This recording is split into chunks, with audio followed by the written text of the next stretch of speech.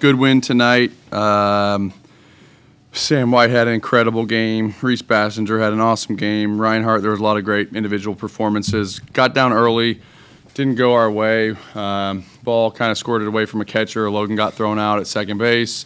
We had a wind ball drop in left field, bounce directly to the left fielder, get thrown out of the plate. So 2 outs on the bases in the first inning is not how you love to start after a 16-inning contest where you lose at home. And so I thought the guys were really resilient to kind of just stay with it. Big swing of the bat from Sam to tie the game up. They took the lead again with a solo homer, and we answered pretty emphatically with a 7-run fourth inning, which was cool. Our offense really got going. We can score in big numbers, change the lineup up a little bit today. Peraza hadn't played a ton, and he hadn't been in a good spot. The guy who started on the mound today is significantly worse against left-handed hitters, so really wanted to get an additional left-handed hitter in there.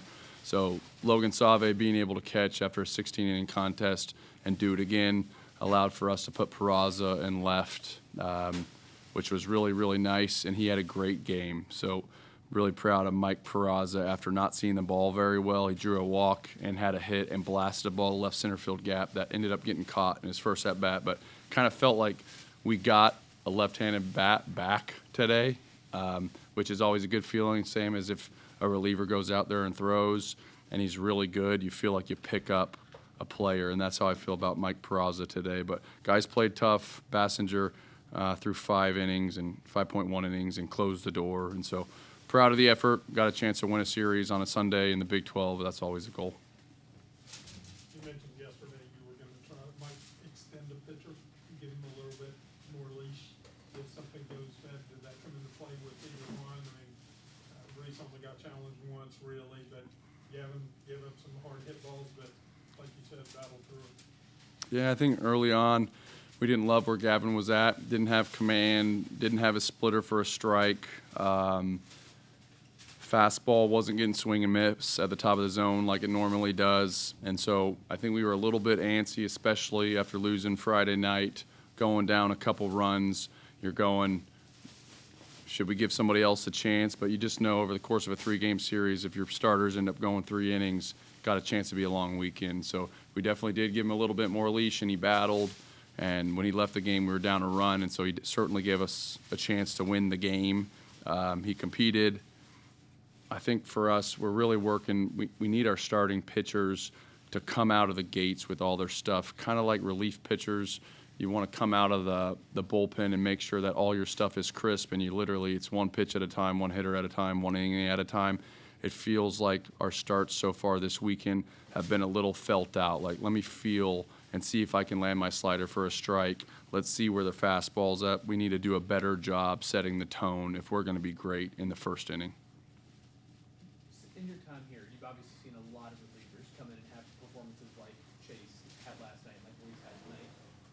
When they're out on the mound, is there like a look that you see from them, or is there something that you see from a reliever you can kind of tell this is the guy who's going to be able to be out there and get us an extended outing? Yeah. I can't necessarily describe what it is all the time. Sometimes how the ball's spinning out of their hand. You just see so many swings, and you see their arm work so much, and you watch batting practice, and you see bullpens and see games, and sometimes just like the definition maybe is like a guy's fastball's crisp, and the velocity might be the same, but it's almost like where he's releasing the ball and how the ball's spinning, and obviously if it's hitting the glove where you're setting up. So the command is really big, but legitimately how the ball spins out of the fingers sometimes gives you an indication if a guy's like sharp that day. And so part of the goal is to make sure that they're recovering and you pitch them the right amount. It's a fine balance. You can't overwork guys, but you can't underwork them either. And so each guy you're trying to learn the best of your ability of who bounces back, who can go on short rest, who could go 20 pitches on 1 week and then 100 the next. And so and they're young guys, so they're always evolving. And so that's part of the magic, I think, of running a pitching staff. Logan, is that extra rest for tomorrow? No, he banged up his shoulder on that double to the right center field gap when he was on first, the bases clearing double by Sam White. He slid into the plate and landed on his shoulder and kind of jarred it.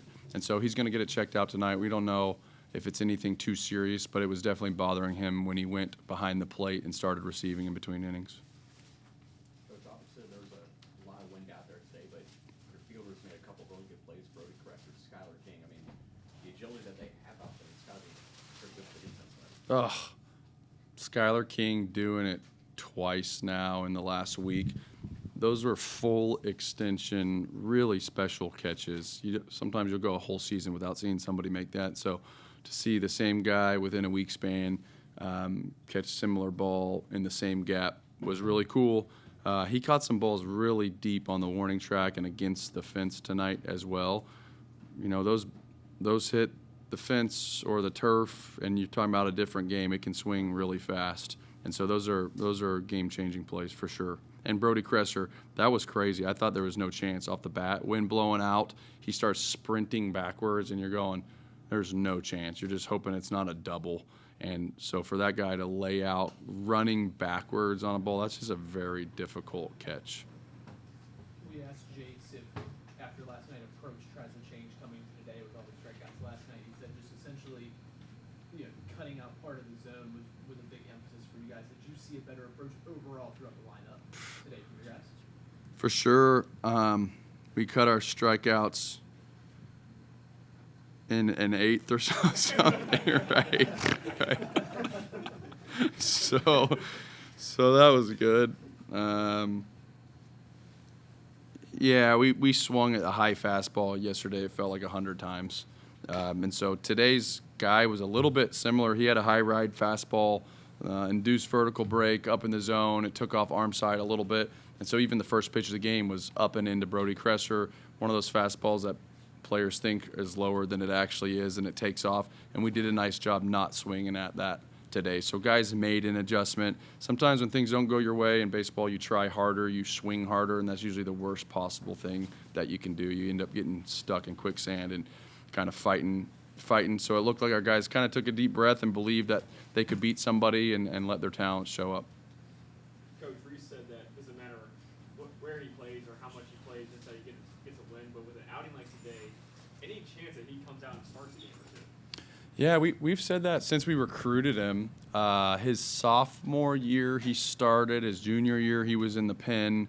And then this fall, we even trained him as a starter and as a reliever, both.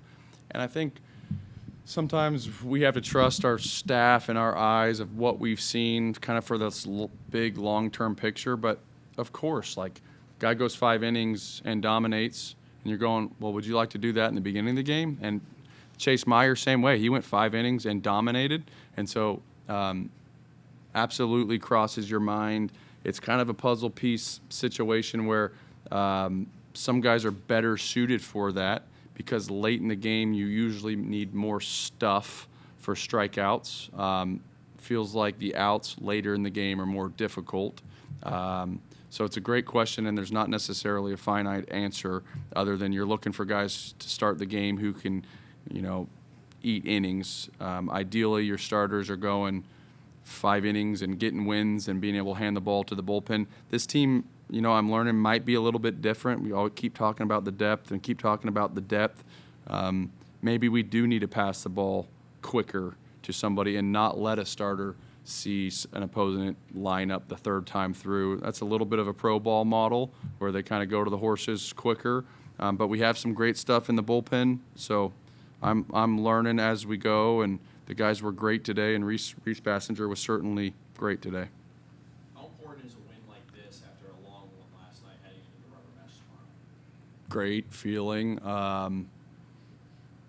Regardless of win or loss, I think our guys showed up with a good attitude. And sometimes, going to bed last night was hard. Waking up this morning is hard.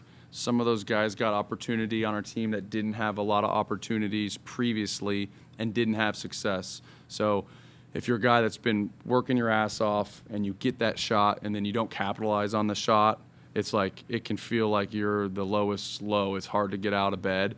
And I thought everybody came into the facility today and made a big effort to have positive energy and give a little bit of love back and kind of push past it. our team's not used to losing is the reality, which is a good thing. But it's like it didn't feel good waking up this morning. So to maybe get past that, or they can attribute a win to their attitude and how they showed up today, that's positive for the team long term. Before the game today, weather's terrible out there. Game gets delayed a half hour.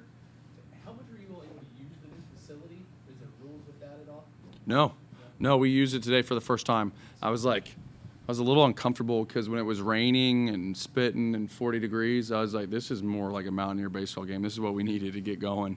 I felt great about it, and our team takes a lot of pride in that. Like, whether it's a team from Arizona or Texas or Florida, it's always like, I hope it's 36 and like sleeting outside. That would be the best matchup. I was a little uncomfortable because I was like, man, are we getting soft? We were inside hitting off high-tech pitching machines, and we had the starting pitcher that we were going to face on iPads, and then in the corner we had the pickoff move and the picks to second, and our players were getting reads and jumps off a screen. So they're looking at a screen and seeing what the pitcher does, how many looks, how many nods, whatever. And I was like, this is really cool, but I'm a little uncomfortable because it's like first time in 10 years where we weren't getting wet and cold warming up for a game when it rains. And it does that quite a bit here in the spring. I mean, it's 5 to 10 games where it's just like after BP, you're soaking and you change underwear and shirts. And I was like, this is really nice. This is pretty cool. So today was the first day that we've ever used it pregame. Coach, you've mentioned before that you're a big stuff guy.